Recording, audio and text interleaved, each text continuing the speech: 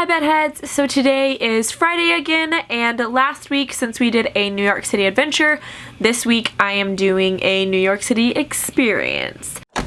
My last New York City experience, which was my first one ever, was about why I moved to New York City and kind of just the events that led me to want to move to New York City, or kind of just brought me here.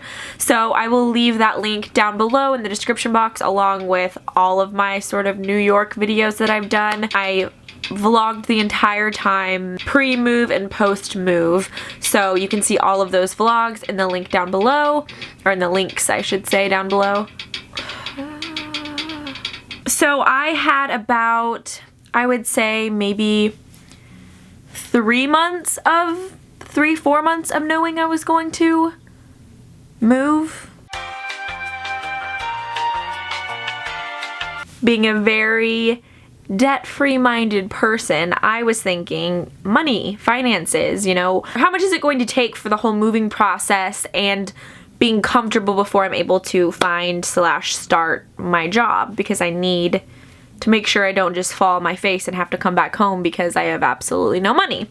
I had a little bit of savings, a couple $1,000s saved before I decided I was going to move to New York, so that was good. And then I just kept nannying, and I left home, and I know people are like so interested in the exact number, so I'm just gonna say like who cares. I left home with actually only like $5,000 in my personal bank. My parents have a savings account for me as well for school, and then they also were going to help me out with rent and stuff. So if you're doing it completely on your own without your parents' help, I would say probably have around like $7,000 to be comfortable, but I knew I was going to have my parents' help, thankfully, so I wasn't super duper concerned. I know someone else who had moved here, and she actually moved here with no savings at all.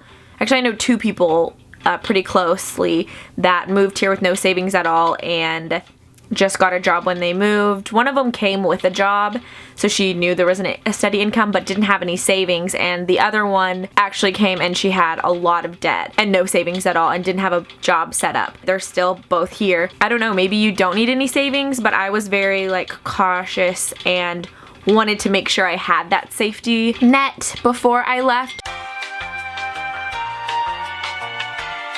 So my next thing I wanted to talk about is trying to find a connection if possible. I thankfully had a really good friend that knew someone who had just moved here, and she texted her for me and just kind of said, hey, my girlfriend's moving to New York.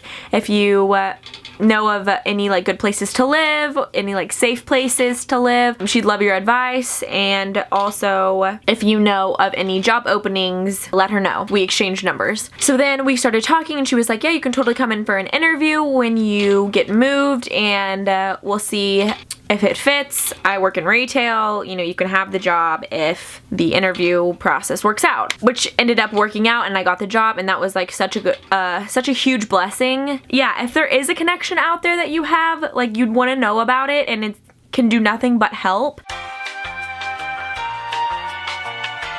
Second thing I'll tell you is to start kind of doing your research about where in the city is safe, because that was probably the second biggest blessing.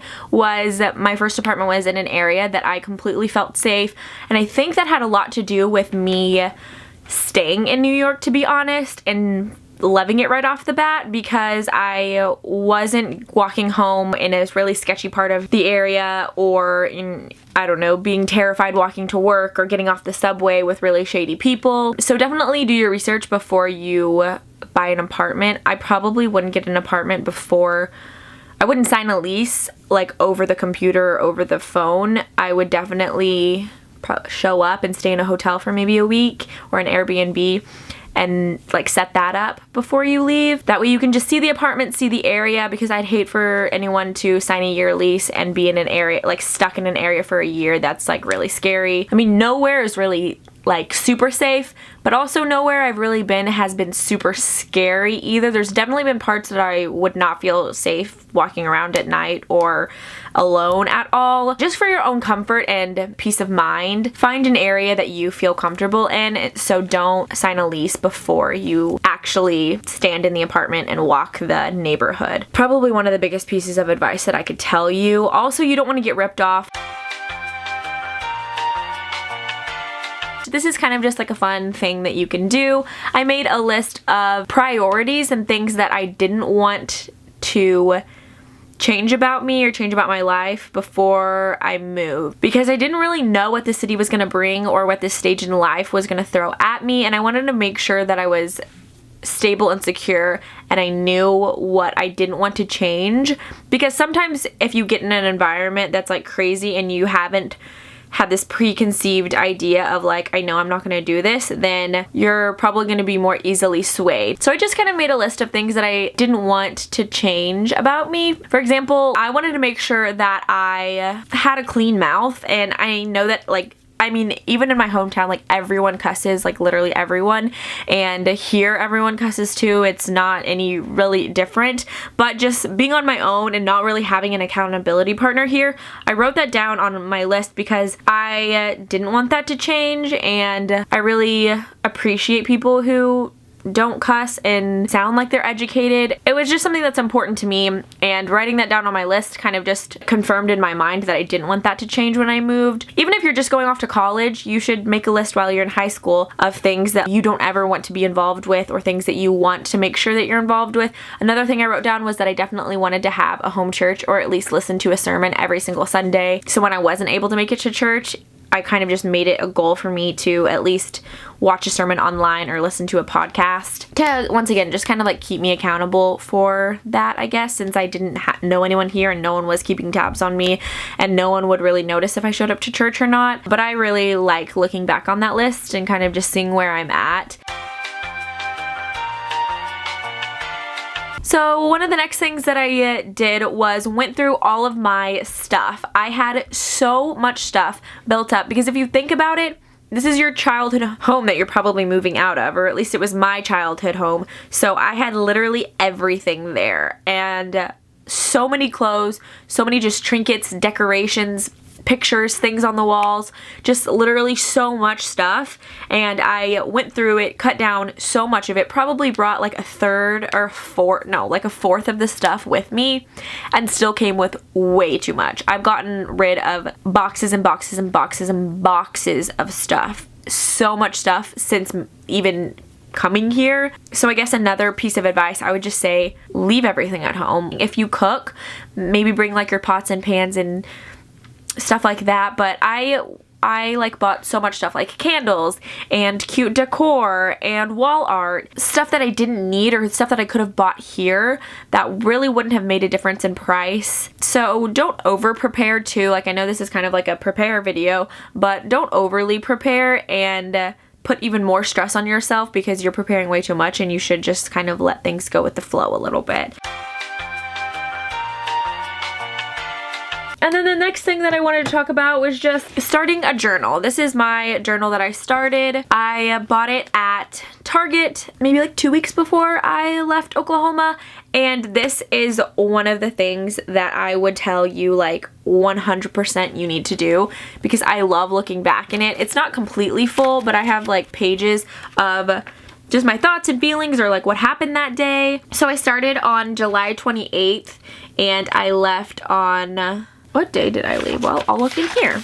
July 31st I left. So I also bought a Polaroid camera and some film so I could take pictures of the moments and put them in here. Especially me, I have the worst memory known to man, and I forget everything. I forget how I felt. I forget what we did. I forget like stupid things or funny things that happened or stressful moments. So I just like to write them down and have a picture with them. Yeah, I don't know. I just like it. And I've never journaled before, but that was such a big life event that I was kind of like, you know what, I want to document this and maybe show my kids or my husband or anything like that, just have for me. So yeah, that's that. And I have one last thing to talk about.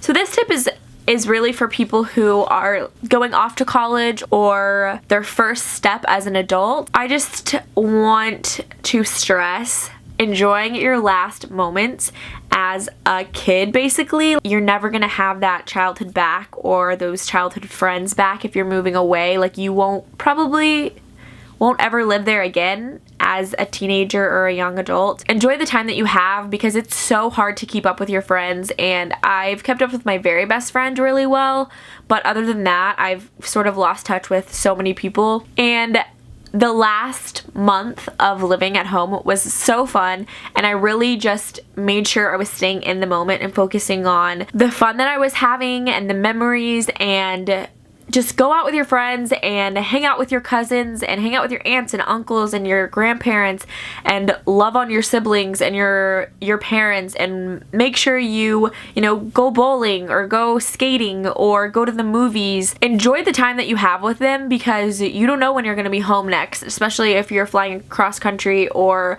studying abroad. It could be 3 months or it could be a year. You don't really know when you're going to be home next, and you don't know if you're going to see them for a while. And yes, you have FaceTime, but I don't know, just definitely enjoy those last months or weeks that you have with your friends and family, because yes, they'll be there when you get back and visit next, but it'll never really be the same. Although you do want to work a lot and save a lot of money, take the last 2 weeks of you being at home and take off and enjoy your time in your hometown and see all the sights that you've never seen before. Enjoy where you're at and enjoy the people you're with, and make sure everyone knows how much you love them, and leave a last good impression on your childhood, basically. Yeah. That's this video. I hope you guys liked it. If you do like this series, definitely tell me in the comment section down below. If you have any questions about me moving, it could be on my thoughts and feelings, or realistic stuff like money, or decisions I made, or how I got a job, anything like that. If you're moving, let me know, and I'd love to answer any questions you guys have. Give this video a thumbs up if you did enjoy it. And I think that's it. You guys know the routine with all my social media links in the comment section down below. I hope you all have an awesome Friday, and thank you for watching this NYC experience. I will see you all on Monday. Have a good weekend, bedheads. Love you. Mwah. Oh my gosh.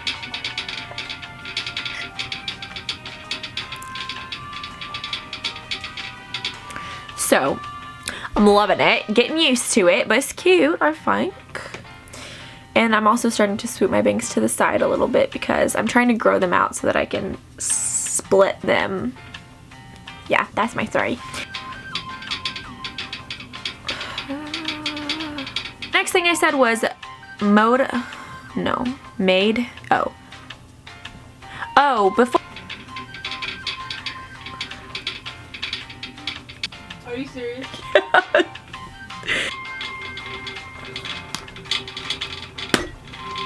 The radiator, I can't even film because this stupid radiator.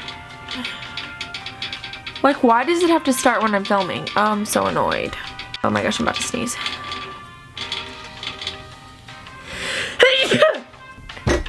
Ow! Hold on, let me make sure this audio is on. Yeah, okay.